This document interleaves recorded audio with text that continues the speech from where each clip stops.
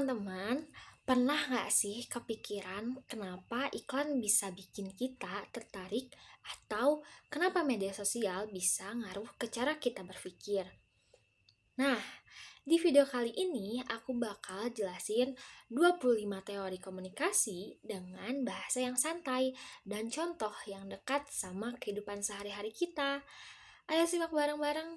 Nah, ada teori yang pertama, namanya stimulus dan respon.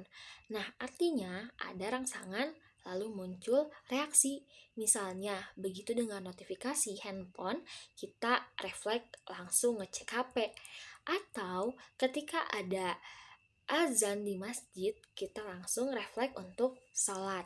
Nah, yang kedua adalah teori Laswell. Nah, teori ini ngebahas siapa yang ngomong dan ngomong apa lewat media apa, kepada siapa, dan dampaknya tuh apa. Contohnya, iklan di Instagram yang bikin kita jadi pengen beli langsung. Kayak misalkan iklan di Instagram ada sepatu, waktu kita scroll, terus tiba-tiba kita pengen langsung beli aja gitu karena modelnya bagus, karena iklan itu gitu. Nah, ada teori yang ketiga adalah Shannon and Weaver. Nah, komunikasi ini bisa tergantung sama yang namanya noise. Contohnya, suara putus-putus pada saat video call karena sinyalnya jelek. Nah, terus ada teori yang keempat adalah use and gratification. Nah, intinya kita memilih media sesuai kebutuhan. Lagi gabut nih misalkan, buka TikTok. Kalau lagi belajar, bukanya ya YouTube gitu. Terus ada teori kelima adalah agenda setting. Nah, media bisa bikin topik tertentu jadi kelihatan penting. Contohnya, pas berita BBM naik, semua orang jadi ikut membahas gitu kan. Nah, ada teori keenam, namanya spiral of silence. Nah, itu kadang kita memilih diam karena pendapat kita beda sama kebanyakan orang. Misalnya, kita tuh nggak berani kritik artis favorit, atau kita nggak berani kritik presiden gitu. Terus ada teori yang ketujuh, namanya difusi inovasi. Hal baru nyebarnya pelan-pelan. Dulu QRIS jarang, sekarang hampir semua tempat pakai QRIS. Bahkan sekarang tukang gorengan pun sudah memakai QRIS. Nah, terus ada teori yang kedelapan, namanya konstruksi sosial. Media ngebentuk cara kita melihat dunia medsos. Nah, contohnya kayak medsos sering bikin hidup orang. Nah, ada teori yang kedelapan, namanya konstruksi sosial.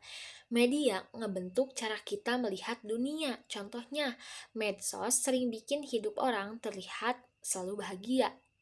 Padahal belum tentu kenyataannya seperti itu.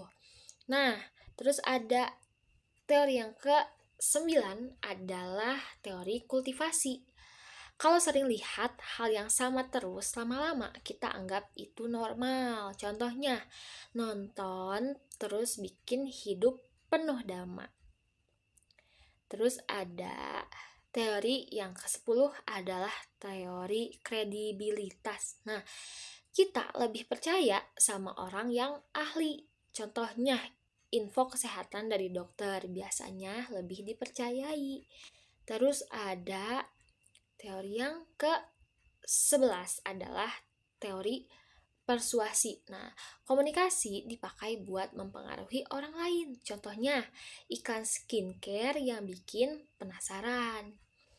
Terus ada teori ke-12 adalah interaksionisme simbolik. Nah, kita pakai simbol buat berkomunikasi. Misalnya, emoji ketawa buat nunjukin lagi bercanda, emoji love buat nunjukin rasa cinta. Yang ke-13 ada cybernetics. Komunikasi butuh feedback biar jalan. Contohnya, kreator lihat komentar buat menentukan konten berikutnya. Nah, ada yang ke-14, teori belajar sosial. Kita belajar dari meniru. Contohnya, anak kecil niru gaya bicara YouTubers. Terus yang ke-15 ada disonansi kognitif.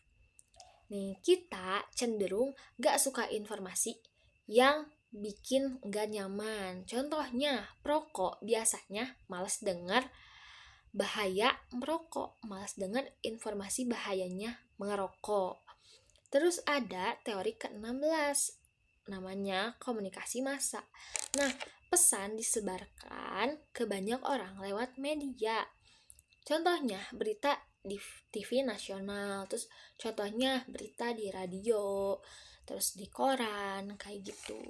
Terus ada teori yang ke-17, namanya teori hegemonia. Nah, media bisa ngaruh ke cara mikir kita tanpa sadar. Contohnya, standar kecantikan di iklan, standar kecantikan putih, kayak gitu. Terus ada teori ke-18, teori naratif. Nah, cerita bikin pesan lebih gampang diterima. Contohnya iklan yang bikin terharu. Nah, terus ada teori yang ke-19 adalah semiotika. Nah, tanda punya makna tertentu. Misalnya warna hitam sering dikaitkan dengan duka. Warna merah sering dikaitkan dengan amarah. Nah, terus ada teori yang ke-20 adalah teori agenda dalam komunikasi. Cara ngomong bisa beda karena perannya gender. Contohnya, cewek cenderung lebih detail, sedangkan cowok lebih to the point. Terus ada teori ke-21, namanya konvergensi. Nah, komunikasi bertujuan nyamain pemahaman. Misalnya, diskusi sampai sepakat. Nah, lalu ada teori yang ke-22, komunikasi organisasi. Nah, komunikasi penting dalam kerjasama tim. Contohnya, grup WhatsApp, kelas, atau organisasi. Nah, terus ada teori ke-23, etika komunikasi. Dalam komunikasi harus ada tanggung jawab. Contohnya, gak nyebarin hoax. Yang ke-24 ada teori two-step flow. Kita sering terpengaruh orang yang kita percaya dulu. Contohnya, beli barang karena direkomendasiin influencer.